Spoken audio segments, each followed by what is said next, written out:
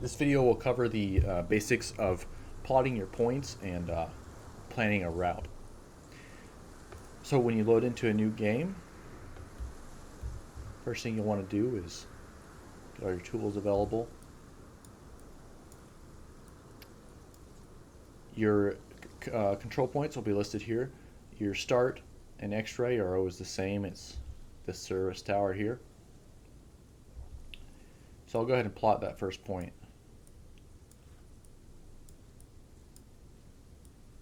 Just line these guys up where I want them.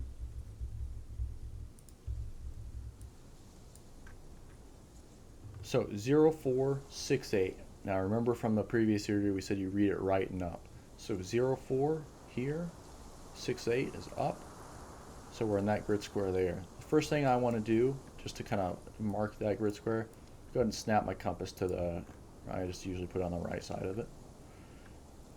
And now, remember, so with the 0, 4, 6, 8, we have 1 kilometer of accuracy. We know it's in this grid square, this kilometer. But if we want to get more accurate, we have to subdivide this grid square, right?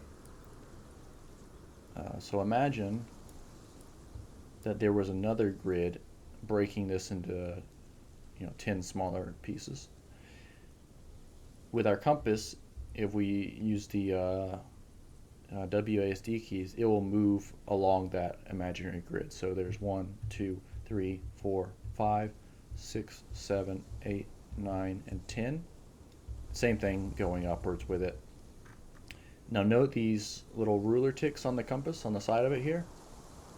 Each one of those is 100 meters, right? So you can see here it breaks this into 10. So that's 10, 9, 8, 7, 6, 5 is, it's a little bit larger, 4, 3, and so on, right? So you can measure that very accurately just by moving your compass. If you want to measure it, across the other axis, you can just rotate your compass using Q and E. Line it up there, and then same thing. Just be careful. Note that the pivot position on the compass, the ticks begin at the edge of this 0. That's the place it snaps to. Okay, so that's how you can measure out your 8-digit coordinates there on your map. So let's go ahead and actually plot a point. So 0, 4, 6, 8. Now don't get confused here. It doesn't. You wouldn't read it 0, 4, 4, 3, right? It's you read these are your 4 digits, and then attached to your 4 digits next comes the 8 digits that go after it. Sorry, it's not the best way to explain it, but you'll see once I start doing it. It's just kind of something you have to get used to. Damn it, I'm not trying to rotate them. I'm trying to snap you. Okay, so 0, 4, 6, 8. We got that. 0, 4, 6, 8. We've marked our grid there. Now 4, 3, and 2, 0. So to get the 4, 3, I'm going to start here, and then remember it goes right and up. So 1, 2, 3, 4, and then the 3, I'm going to go over to 5, and then just mental note that we need to go over just a little bit to get the 3, and then 2, 0.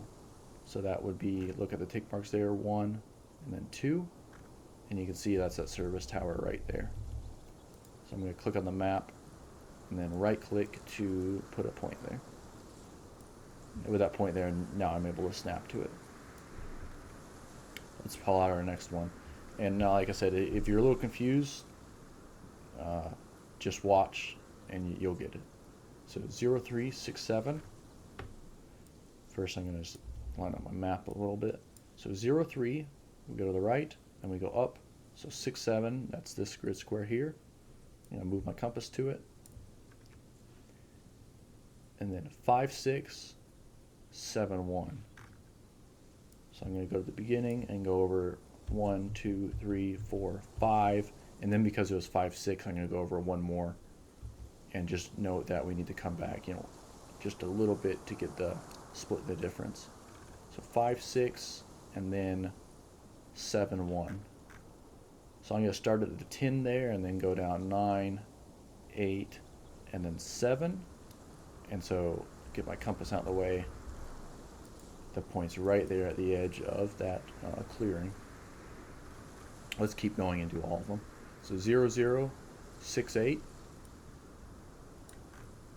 Okay, so here's 0, 0, and then go up to 6, 8. That's this grid square here. Let's get the 8 digits. Is 4, 1, 5, 8. So I'm going to go 1, 2, 3, and 4. And then there's the 5. And then so 5, 8 would be almost at the 6. And we need to add 100 or 0.1 to that, so just over just a scooch. So that's right there on top of that hill. Next is 0, 3, 6, 7. So remember, to the right, 0, 3, and then up, 6, 7. So that's this grid square here. Let's get the map underneath us so we're looking directly down on it.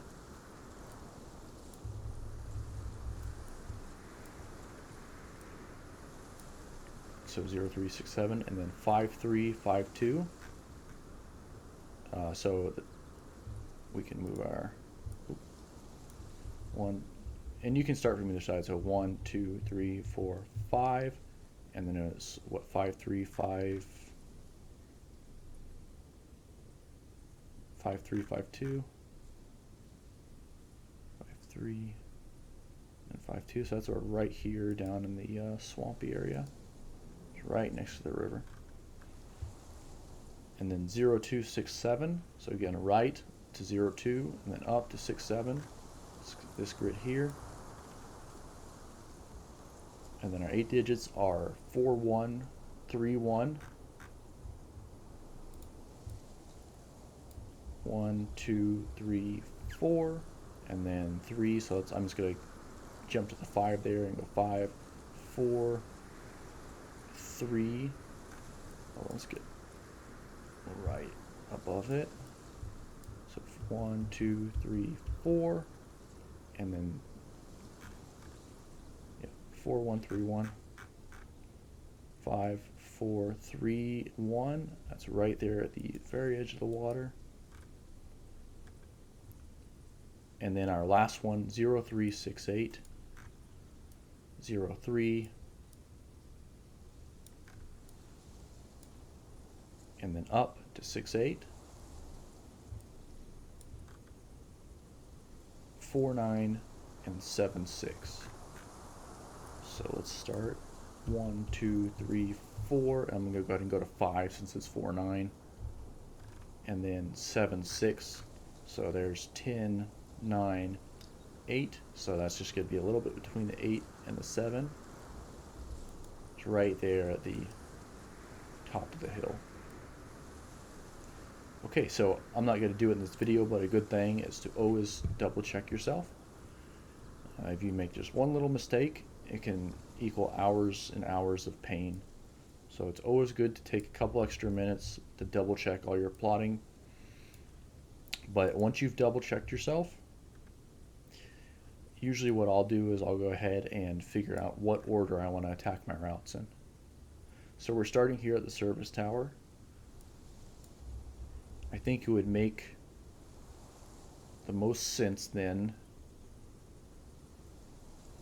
because we're ending at the service tower too, to kind of do a loop like this. Hit that one and then come back. I think that's what will make the most sense. We could possibly go on to this one, then come down, hit these ones, walk along this major landmark, get the last one, and then just go straight back. But I think, yeah, let's say we'll do this one in a loop. So first thing I want to do is reorder my CPs here. So this one is 0, 3, 6, 7, the higher one. So let's find that one, 0, 3, 6, 7.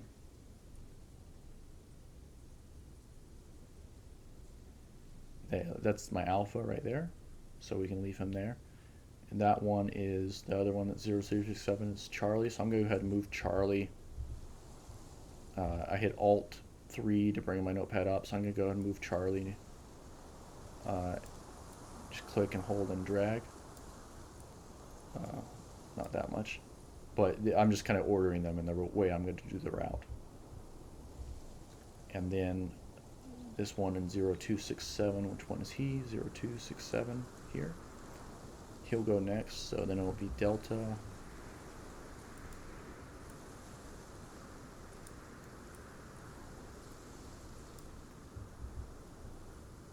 And then the one in 0068. He's Bravo, so he's next. Yeah, and then that last one is Echo 0368. Yeah, he's Echo. Okay, so now I got them ordered in the way I'm going to attack them. So let's go ahead and start figuring out our azimuths. We got to know, what direction do I need to walk to get there, right? That's where our compass comes in handy. Because if I just look around and I just look at the terrain, I can say, okay, there's a hill, and then it kind of goes downhill, and then it kind of flattens out. But I'm not going to be able to look at the map and tell exactly where that is, right? So our compass is going to tell us which direction we're facing and which direction to face to go to the other points. So right now we know that we're at the service tower. The first step we want to do is orientate ourselves to north. So let me hold down 1, reset my compass so it's perfectly in line with my body. And let's rotate using the mouse until we're facing north. Now let's lock the camera using R. Take a look closer. Let me just, don't worry about this yet. I'm just moving the bezel on the way so you can see. But see that long black line there? That's the direction of travel indicator. You just line that up until it's lined up with the luminous strip there on the compass arrow, and now you're facing north. So I'm going to go ahead and lock the camera. Okay, so now the compass is facing north, we're facing north, and it's also lined with the north on the map. So, these grid lines, north to south, right?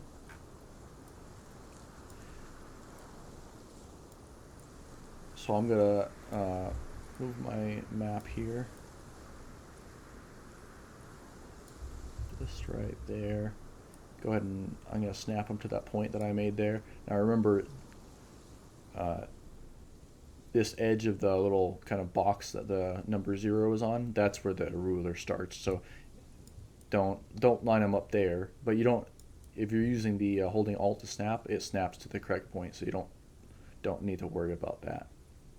But line them up there, and then I'm just going to rotate my compass. I'm going to double check. Okay, we're facing north.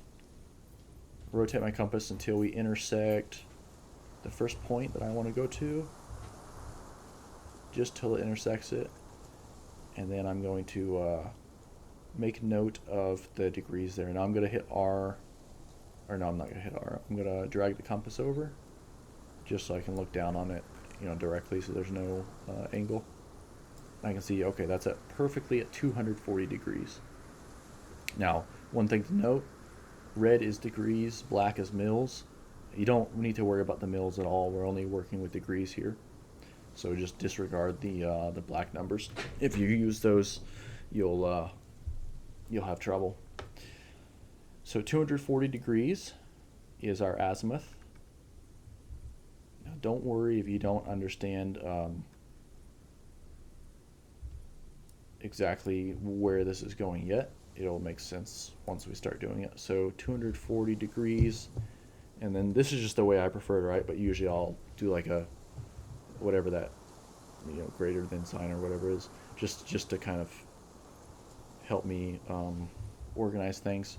But I'll write that, and then I want to figure out how long it is too, so I want to make some notes about the route. So I'm gonna reline them up there, and now you can look at the tick marks there. Remember, we know that 1, 2, 3, 4, and then 5, and then the next one is 1 kilometer, so it looks like it's almost exactly 1 kilometer. So I'm just going to make a note of that in my notepad. Just get that compass out of the way so he doesn't. So I'm going to say 1 kilometer. And then I also like to write some notes about the route as well. So I'm just going to kind of scoot my compass out of the way and look at the contour lines here. So we know that, okay, when we begin, we're going to be going down kind of a steep hill. We can look at these. We know that the contour lines have a 10 meter difference per contour line. So, we're going down 10, 20, 30. We can also make note of the numbers here. So we're starting here at 70 and we're going all the way down to 20. We'll kind of come into this flat clearing area. And we know that we're going to find the white area represents, there's no trees there. It's an open area. So something I like to do is you define some backstops. A backstop means some kind of some identifiable feature that will let you know when you've gone too far. In this case, we know that if we've gone through the clearing and are coming to woods again, we've gone too far. We also know that if we come to this big pond, we've gone too far.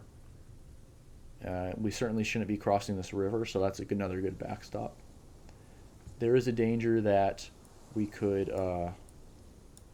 let's say we offshoot this way too much. If we go through, so let's identify something about that. So if we come to a big flat area, go through it, and then start heading up another steep hill, we know that we've gone too far. Now, if we're just doing one movement like that, we might not need to write every single thing down. We might be able to hold it in our heads. But if you're doing a movement and it's, from here to here, or if you have several movements and you're writing them all down at once, it's really good to make notes, because especially after you've been walking for, an hour, half an hour, or even just 10 minutes, and you're reading the terrain, you're making new decisions, there's a lot going on in your head, it's really easy to forget those things. So that's why writing down notes is really important. So I'm just going to write down our backstop. So we're heading downhill.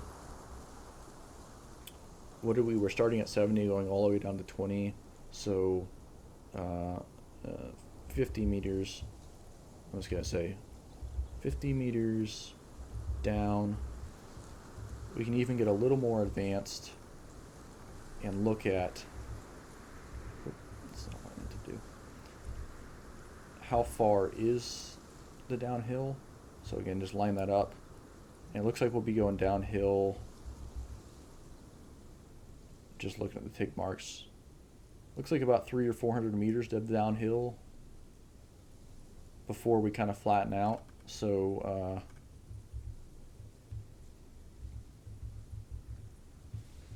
50 meters down, 300 to 400 meters until flattening. Whatever it is. You don't have to spell right because you're the one reading it, right? I have no idea. It doesn't look right. Flattening. I don't even know if that's a word. And I'm just gonna make some notes about my backstops. So backstops is south river, west pond.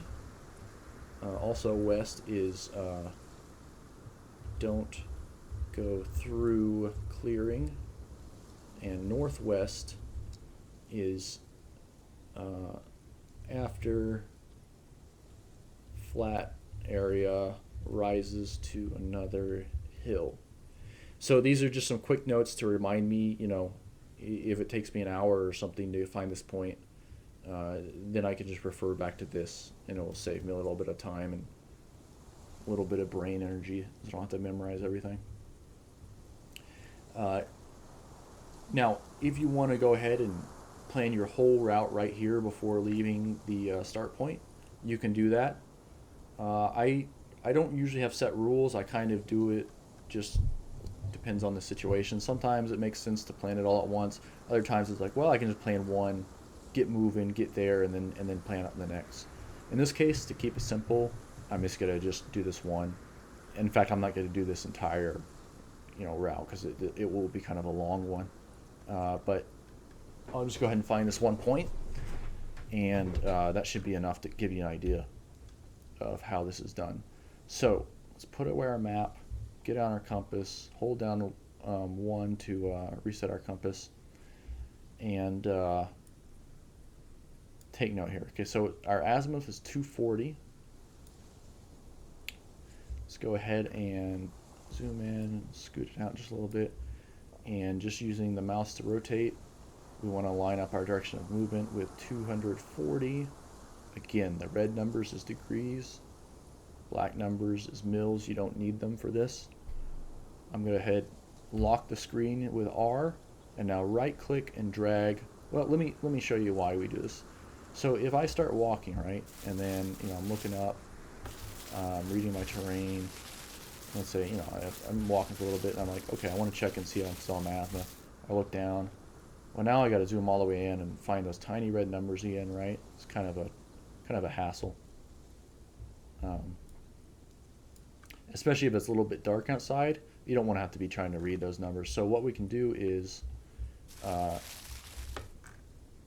use our bezel ring. So let's line back up with our azimuth to, what was it, 240?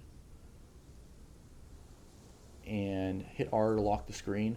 And now right click and drag, and you can hear that bezel. We'll just line it up there with the other luminous strip. And so now we know if these are lined up, then we're on our azimuth, right? You can see. So now all I gotta do is just quickly glance, even if it's nighttime, and it's like, okay, if those guys are lined up, then I'm on my azimuth, right? So that's just kind of a little helper. So I'm gonna go ahead and speed up here to our fast march speed. It's almost a jog, really. It's pretty fast. Now, if we're moving, let's say it's pitch black and you couldn't see the terrain at all. The only way you can really travel is just using your azimuth here, right? That would be called dead reckoning. It's kind of akin to the way airplane pilot might, they call it fly by instrument. That's where they can't see anything and they're just using their instruments only to travel. You will have to travel like that sometimes. So just so you know, the term for that is called dead reckoning. During the day, of course, if you can see good, you're able to read the terrain. That would be called terrain association. Part of dead reckoning, which I'm not going to cover yet, just because I don't want to throw too much stuff on you at once, would be to count your pace. That's a way you can basically count your steps so that you can tell how far you've traveled. The way you do use a tool, I'll show you your ranger beads here. These are basically just beads you use for counting. Each time you've traveled 100 meters, you move one of the little ones down. And once you've moved all 9 of these down, then you've gone 1 kilometer, right? So then you can move one of the top ones. And then so for each top one that's down, you've gone 1 kilometer. I would say don't worry about that yet. I actually don't count my pace too much. This terrain you can usually use terrain association on pretty well, and I would kind of recommend that you try to get good at reading the terrain and reading your map. I realize I've been talking, I haven't been paying attention to my movement at all. Actually, let me stop there for a second.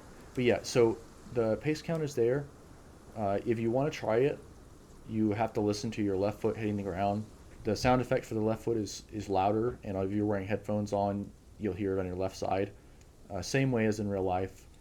So every time your left foot hits the ground, that's 1 pace, and you'll make 67 paces per 100 meters. That's only if you're traveling at the medium rate of speed, though. There's 3 rates of speed, so hit control to go down to the lowest. Hit shift to go to the medium one. At that one, 67 paces equals 100 meters. If you're going faster, though, it's a little bit different. So yeah, I would say don't worry too much about that there. It's there if you want to use it, especially you advanced guys, if you want to try keeping your pace count. It's there. But okay, let's take a moment now, and we've come down this hill, and just from experience, I feel like okay, that was probably about 300 meters or so.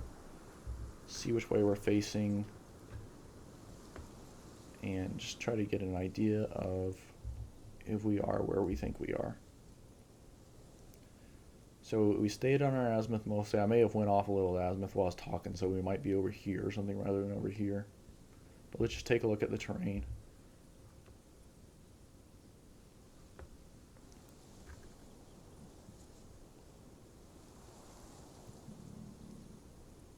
Okay, so there's a slight rise here, and then over to my to the south is where it kind of flattens out a little bit.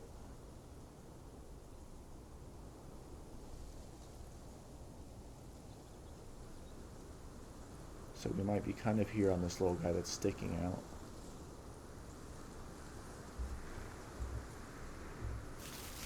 Okay, so we'll keep going.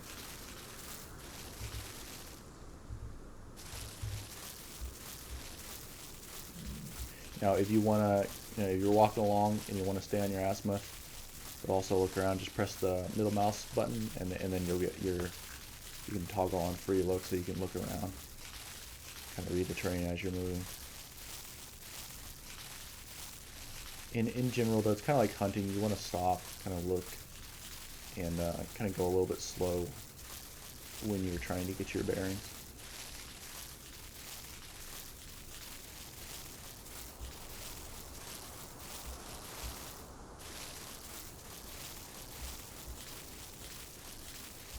I'm actually going to go off my azimuth a little bit just to stay up on this hill, just so I can get a little bit better view for a little longer.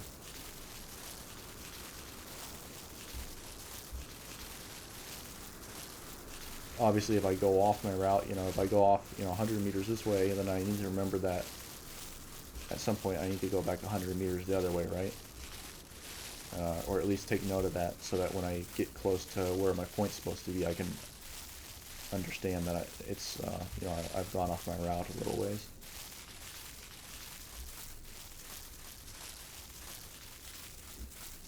And I'm also keeping in mind my backstops.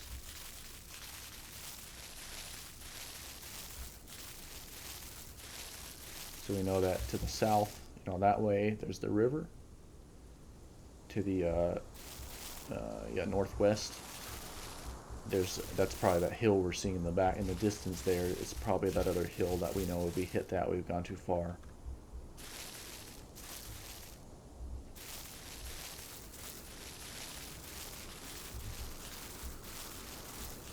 So coming up pretty soon here, we should hit a kind of open area.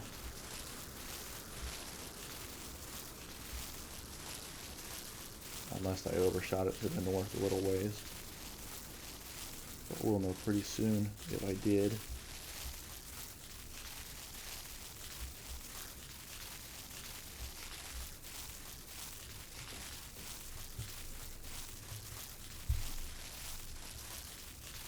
So this terrain, especially when you're new, this terrain can be pretty challenging to read because all the hills are really subtle. They can kind of tend to look the same. And you usually don't have real long, lanes that you usually can't see super far. So, okay, there's the river. So what that means is, if I can see the river, we're probably pretty close, right? Probably looking at that bend.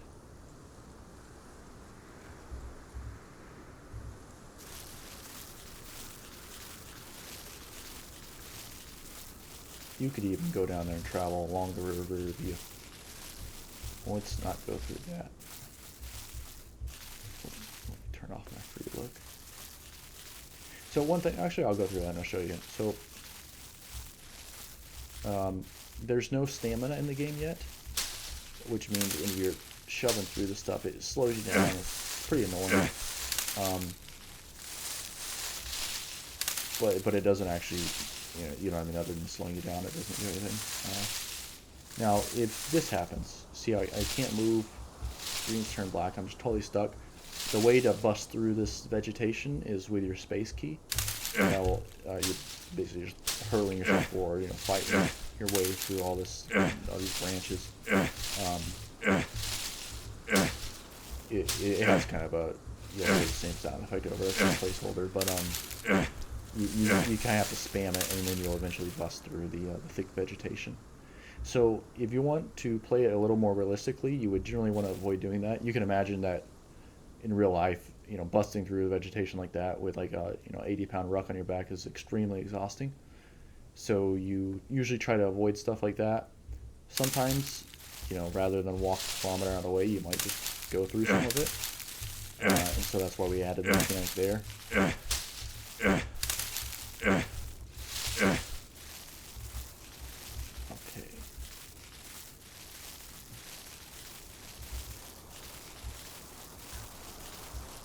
I just wanted to demonstrate that.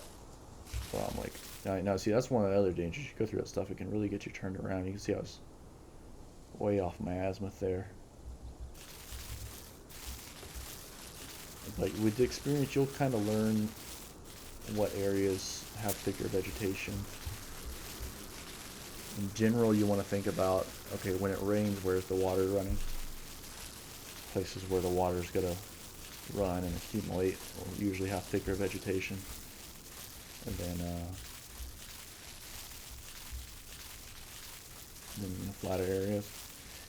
Now, one thing we got to make note of is I went off my azimuth a couple times, so just because I go back on my azimuth doesn't mean I'm going to hit straight there, right? We have to count for that distance I walked off the path.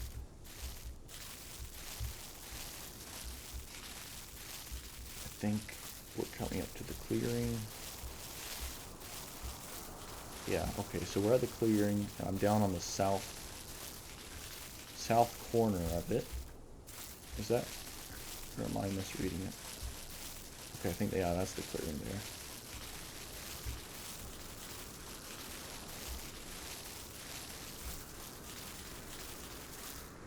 Once we get to it, we'll take a look around. I think I'm coming up in the south corner of the clearing, so I may have kind of went a bit off the route to the south.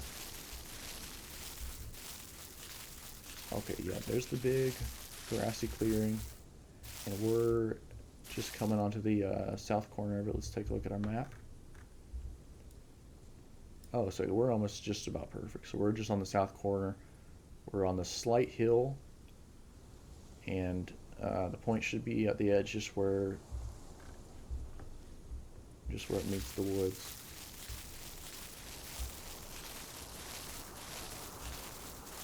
Take a look in there. I don't see it yet, but it should be right in here. Aha, there we go. Like had to put it in some tires there because it's muddy down here. Okay, so that's our control point. So to interact with it, we'll just left click, and before we mark it, always good to double check. What if I made a mistake and ordered these wrong? So 0367. Let's just make sure that 0367. Okay, that's the right one, and then it's 5671. So 5671. The other one would be 5352. Okay, so yeah, this is the one that's higher up at 71. So it must be the correct point. So let's mark it. Confirm. And we got that one stamped. Now, the other one's real close, so I'm going to go ahead and do it too in this video. You guys might still be confused, I don't know. It's a lot to learn at first, but don't get upset if at the end of this you don't feel like you got it all. It just takes a bit of practice once you get in the field and make mistakes, and solve a few of your mistakes. Then you'll start to get it.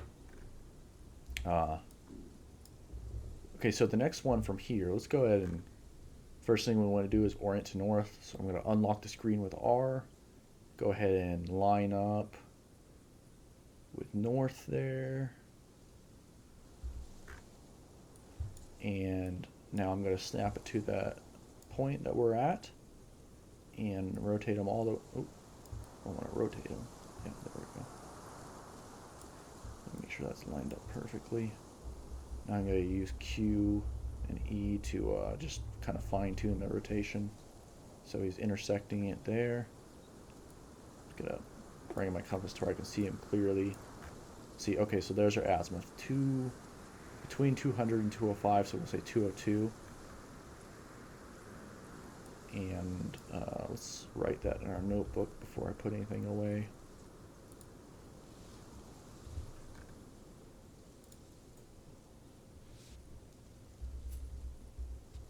Okay, so 202. Cedar, settle down. Oh, my wife's home. It might get noisy for a minute. My dogs might go crazy, but I'm going to keep going. And make a note about the route. Not much to say. If we hit the river or the pond, we've gone too far. So let's just head on 202, and it looks like it's just maybe 200 meters or so.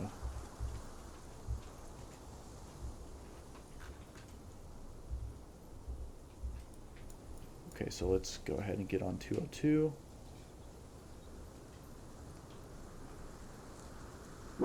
And I'm going to go ahead and set my bezel there, right click and drag. And we'll move.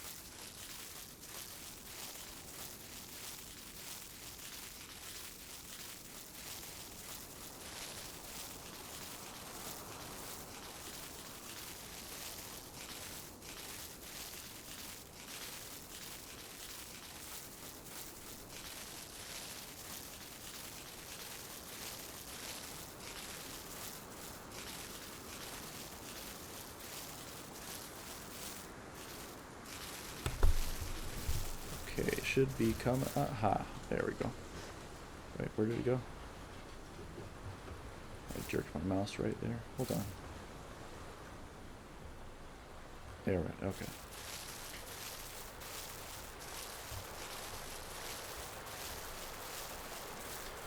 Okay, so there's our second point. So we know this is the only one that's in 0367, so I don't need to double check it. Awesome, now we've got 2 points. Our next one, I'm not going to go ahead and move to it, but you can see we probably wouldn't even need to shoot an azimuth, because what we could do is just follow along the pond there. And we know that once we've crossed the creek, then we know, we're pretty close. So that's one where, just that one will be pretty easy, almost like following the road, right? Now from that one all the way out there is going to be a big challenge. You do have a couple landmarks in between that might help you. For instance, the service tower. So if you wanted to shoot an azimuth and go from here to the service tower, then you have a known point, halfway, which will help a lot. But hitting that last one will be a challenge because there's no good, you don't have any good backstops, there's no good terrain features out here to judge from. But that's where the fun is, The ones that are a little easier, they're nice, but it's just ones that provide a challenge that'll give you the most satisfaction when you get them. So that should cover everything you need to know to get started with. Like I said, don't get upset. Don't expect to win on your first couple tries. It's a lot to learn, but hopefully that helps. So hit me with any feedback you guys got, and have fun.